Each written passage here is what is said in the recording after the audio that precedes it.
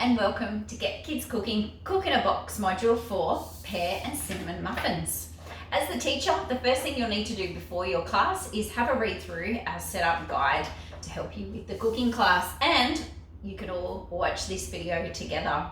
Kids, on your way to cooking class, make sure you've washed your hands, keep them nice and clean, and people with long hair will need to tie it back to keep it out of the cooking space.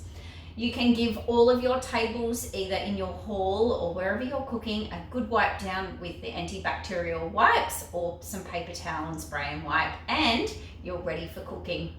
We are baking in the oven today, so the first tip is to remember to preheat your oven to 180 degrees. Teachers, you'll need to distribute some of the ingredients out amongst your class, working in groups of about 5 to 7 students.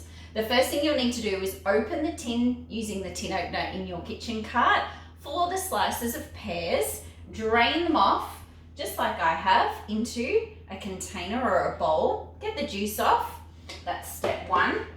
You'll also need to distribute the self-raising flour out into some of the takeaway containers, just like I have here, with one measuring spoon in it. The same with the milk, you can pop that into some of those disposable containers. And kids, you can work in groups of 5 to 7, having some of those ingredients to share. Each student is going to need a mixing bowl. So kids, you'll need one of these little round takeaway bowls and a paddle pop stick for mixing. Everyone is going to do a little bit of chopping, so you can grab your safety knife out of your kitchen cart as well. So we're ready to get started. I'll take you through each of the measurements as we go and some little tips and tricks along the way. So grab your mixing bowl and sharing out those ingredients that we've portioned out for you. Start with your self-raising flour, and you're going to need 3 scoops. So we want to keep them nice and level, not big and heaped up like that. So 3 level spoonfuls of the self-raising flour straight into your mixing bowl. So that's 2, and now I have 3. You can share the ingredients along with the other people in your group as we go. The next step is a pinch measurement. And in these little pinch pots here, we've got some baking powder, and that's going to help our muffins to rise up. So I'm going to do 1 pinch in with the flour and pass it on to the person next to me when I'm finished. The other ingredient in our little pinch pot is some cinnamon. Same again, we just want 1 pinch of cinnamon into our flour, pass it on, then grab your paddle pop stick and you can combine those ingredients through the flour. Smelling really good already. Now what we need to do is add some of the liquids to make our muffin batter. So we're going to add in 2 spoonfuls of our milk into our mixture there.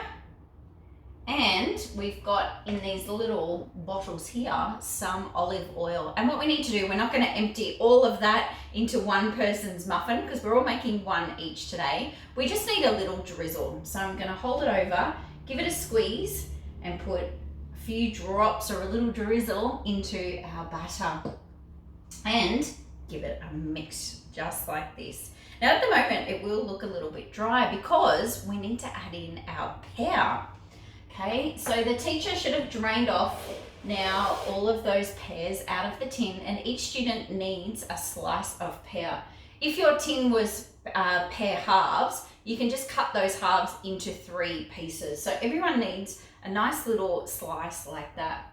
You can then grab your safety food cutter and cut it down the middle, and then we want it into fine little pieces, and you'll feel that that pear has got some more liquid in it, and that's going to help add some more moisture back into our batter.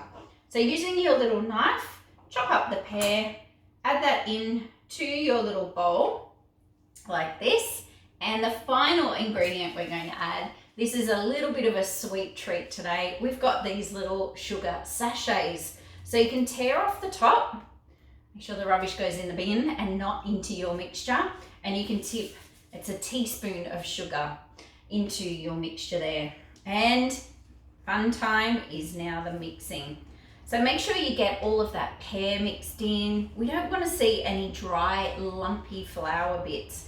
So mix it around and around. If yours is a little bit dry, you can add a little bit more milk. So I'm going to go just a little touch more milk. And remember, there's enough there for everybody to share around. And that is looking really good. You can smell the cinnamon, and these are going to bake in the oven for about 10 to 12 minutes. So once you've combined all of those ingredients, you can see now I've got my muffin mixture ready to go. Everyone will need one of these, a little patty pan or a little muffin case, and every student is going to get all of that mixture into your muffin pan there ready for baking. So if you've got the oven trays out of your oven, don't preheat them as well.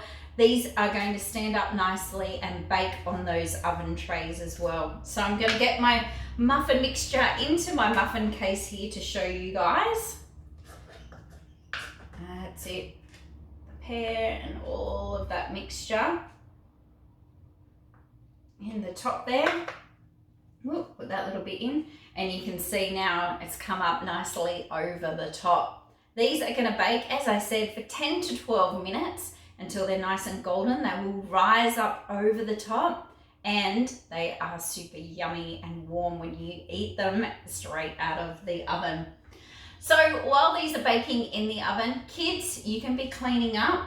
You can be recycling and rinsing out your containers if you would like to reuse them for some other purposes at school, wiping your benches down and helping the teacher clean up, ready for the best part of cooking class, which is always the eating.